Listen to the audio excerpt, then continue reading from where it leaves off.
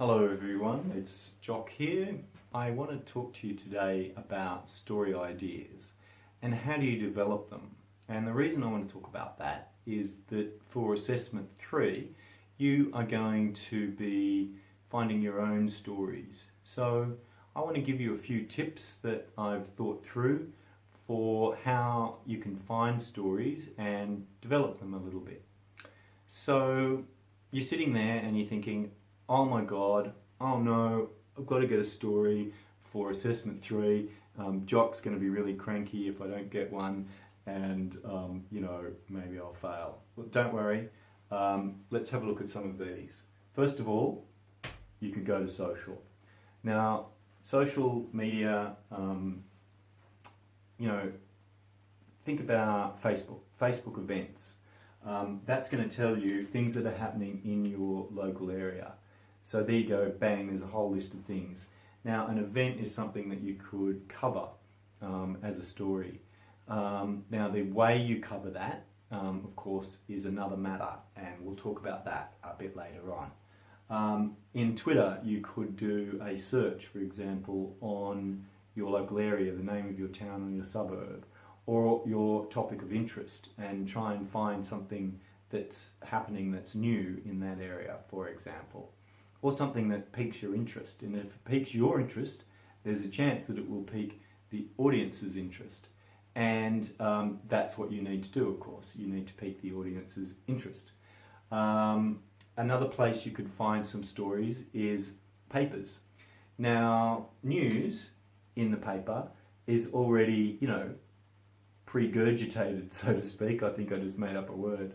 And you can't just repeat what's in the paper. That's not a new story then. But what you could do is you could follow up on that story. And how you do that is one of the tricks of journalism, and we'll talk about that more too. But other elements in the newspaper include the, feel like the weather guy here, sort of pointing to the map of Australia that doesn't exist. Other ways you can follow up newspapers is the letters, and the ads, and the classifieds. So within all of these parts of the paper, there's things that aren't already news, but which might provide you with like little insights into what's happening in the community. That ad might be for an event or a new product, perhaps. The classifieds might be for a service that you think, oh, that's strange. There's 30 people advertising to be, cleaners in this tiny little town of, 200 people or something like that. I mean, that's a ridiculous example, but you get my point. You might see something in the classifieds where that is like an anomaly, or it's unusual, or it stands out. Maybe someone's selling something really bizarre, like a 1910 automobile. That's a very old car. That would be worthy of a news story because it's so old. What else? Well, of course, just talking to people, family and friends. You might be at dinner or at some social event, and they're talking about their life, and you're thinking, wow, I haven't heard that before. That's new information to me. Maybe that could be a story. Now, the thing about that impulse, that sounds new, maybe that could be a story, is that you need to be across the news in order to know whether that is or isn't new. So that's why, or one of the reasons, that journalists need to be really into news and current affairs. If you're not, you'll be forever just looking up story ideas to see if somebody else has already written it. You just need to spend your time consuming media, read, watch, so that you know what's current and what's new, and know what could be a story. So family and friends is not the limit of your social world. You meet new people when you go out to parties and so on. You meet new people on the bus.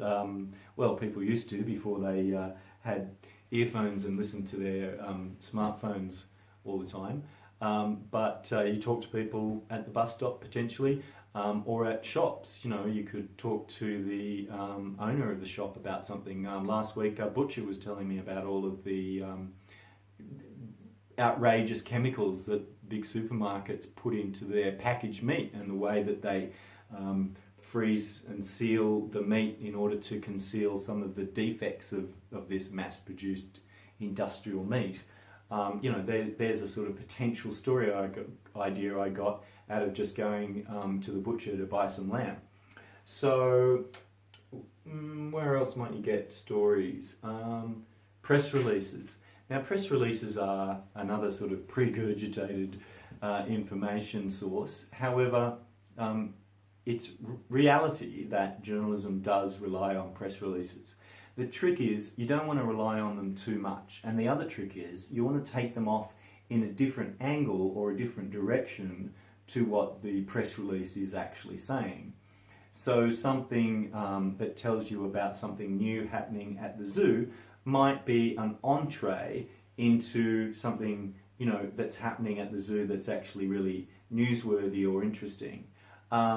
Sometimes the press release is just the news, and that's a quick turnaround. But, we're talking about story ideas here, not just sort of ripping off press releases. So how do you follow up a story or an idea or a topic from any of these sources and take it further? Okay, that's a good question. Glad you asked. Well, you need to combine it with another key element of what you are doing to find stories, and that is observation. If you're not alert to what's happening in the world, you can't really get engaged with the world and tell stories about the world. Let me give you an example. I wrote a feature for Good Weekend a few years back, and the initial lead for the story came from my brother-in-law, who told me that there were psychics in the suburbs who were going around golf clubs and RSLs and helping people to reach their dead relatives.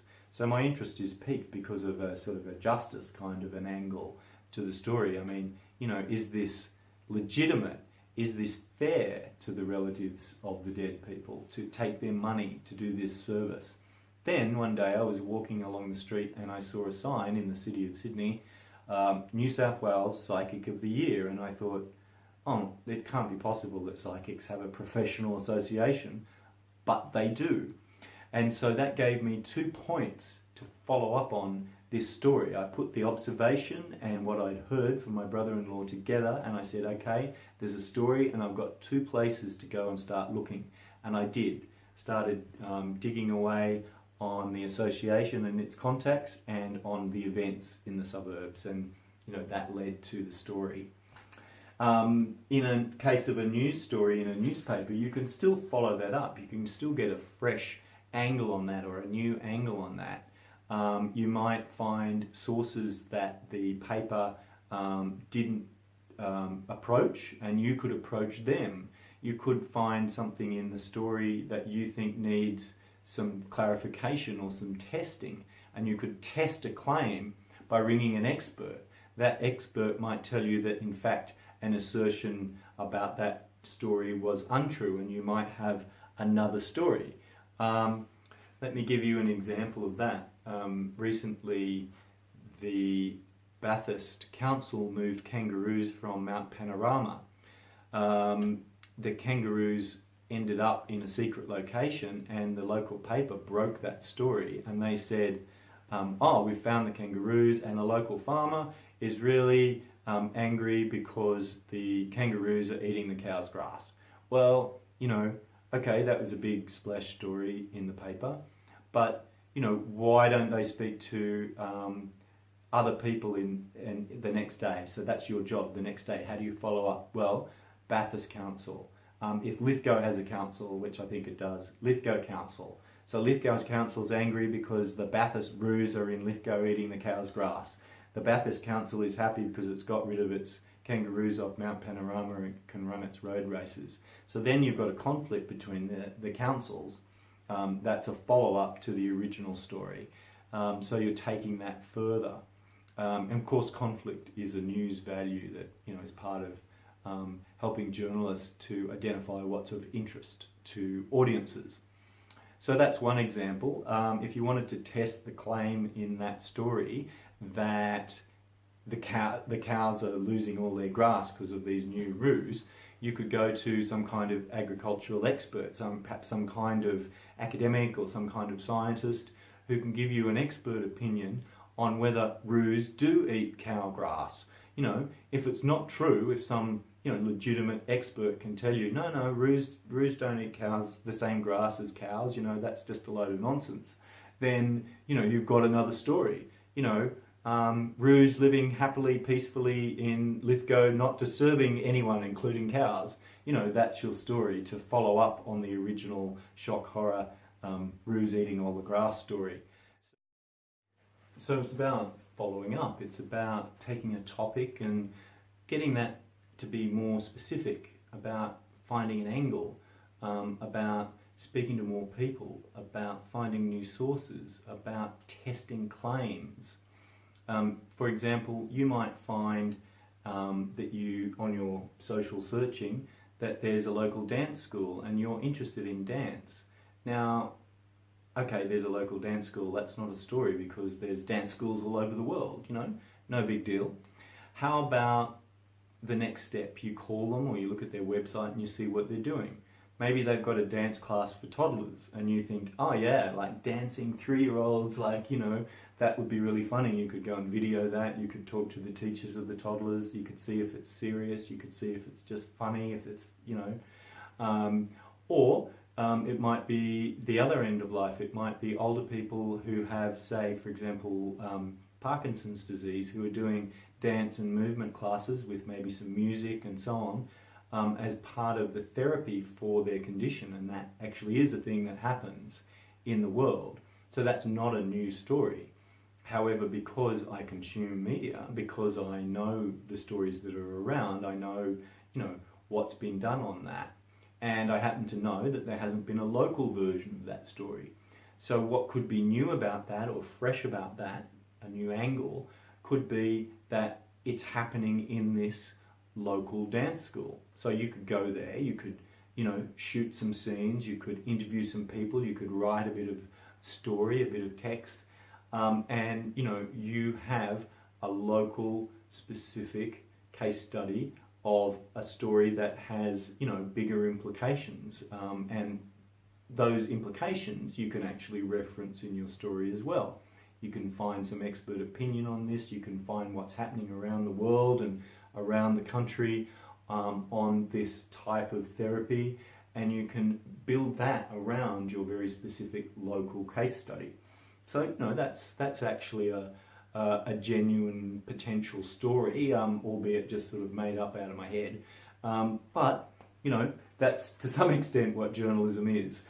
You have an idea, you get that from a whole range of places like this, especially observation, especially reading and consuming a lot of media, watching media, talking to a lot of people, listening to people when they talk, not just sort of talking back at them, but thinking, okay, that's what their world's about, that could be a story. Even occasionally press releases, not too often. We'll try and change the angle, follow up, go further, do something different to the press release, and of course social media. So I hope that's somewhat useful, and I hope that I see you in this discussion threads or the tutorials, and we can talk about this some more if you like, or let me know if you've got any story ideas, send me an email, and I look forward to seeing what you find in your story searching and what you do with that, how you take that a little bit further, how you get an angle out of what you find. So all the best and see you later. Bye-bye.